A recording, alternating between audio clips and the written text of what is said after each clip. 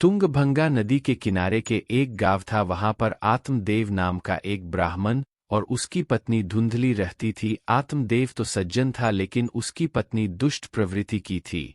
आत्मदेव बहुत उदास रहता था क्योंकि उसको कोई संतान नहीं हो रहा था, और बहुत बार उसने आत्महत्या करने की भी कोशिश किया लेकिन सफल नहीं हो पाया। लेकिन एक दिन हताश होकर जंगल की तरफ आत्महत्या करने निकल गए आत्मदेव।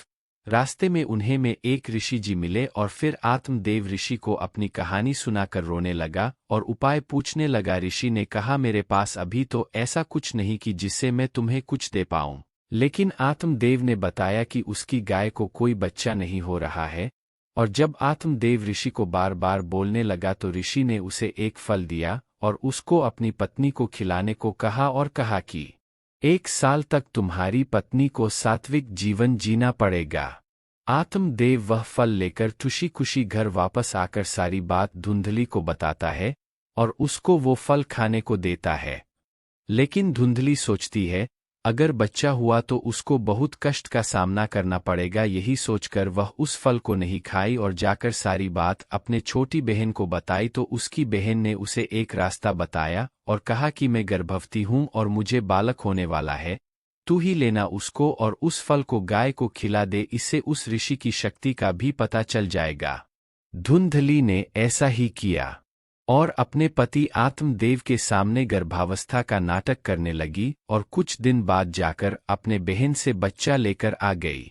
आत्मदेव बहुत खुश हुआ, खुशियां मनाई और उस बच्चे का नाम ब्रह्मदेव रखना चाहा, लेकिन धुंधली ने फिर झगड़कर उसका नाम धुंधकारी रखा। और धुंधली ने जो फल गाय को खिलाए थे उसके भी गर्भ से मनुष्य का बालक हुआ जिसके कान लंबे लंबे थे, इसीलिए उसका नाम आत्मदेव ने गोकर्ण रखा। दोनों बड़े हो गए, जिसमें धुंधकारी दुष्ट व चांडाल प्रवृत्ति का था तो गोकर्ण सरल स्वभाव का था। धुंधकारी सारे गलत काम करता। एक दिन तो उसने अपने पिता आत्मदेव की ही पिटाई कर दी। आत्मदेव बहुत दुखी हुआ और अपने दुखी पिता को देख गोकर्ण उनके पास आया और उनको वैराग्य जीवन जीने के लिए कहा और कहा कि संसार में हम बस भागवत दृष्टि रखकर ही सुखी हो सकते हैं।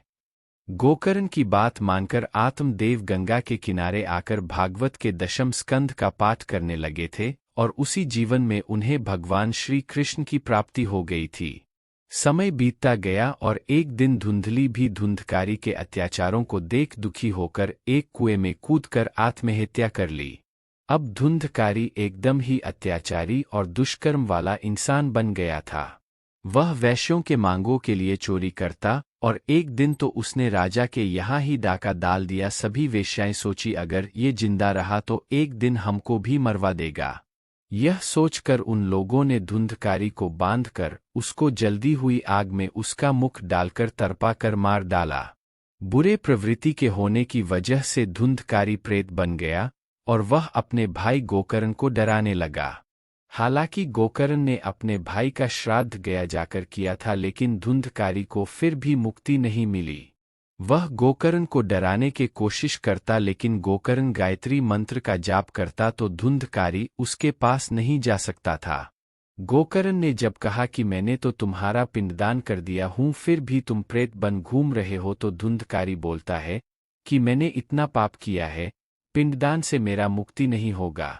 उसके बाद गोकर्ण ने सभी विद्वानों से राय लिया और सूर्य देवता को नमन कर इसका उपाय पूछा तो सूर्य देव ने कहा कि इसको मोक्ष की प्राप्ति भागवत कथा सुनने से ही होगी।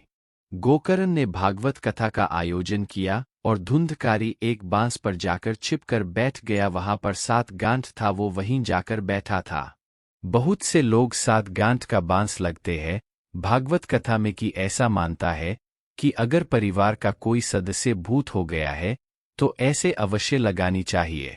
पहले दिन के कथा में पहला गांठ का भेदन हुआ, ऐसे ही दूसरे दिन दूसरे में, ऐसे करके 7 गांठों का भेदन हो गया। धुंधकारी दिव्य रूप धारण कर प्रकट हो गए और उनको लेने भगवान स्वयं आए। भागवत कथा बहुत लोगों ने सुनी होगी, मगर धुंधकारी को स्वयं भगवान लेने क्यों आए बहुत कम लोग जानते होंगे। इसका वजह यह है कि धुंधकारी ने पूरी भागवत कथा श्रद्धा तथा प्रेम भाव से सुना।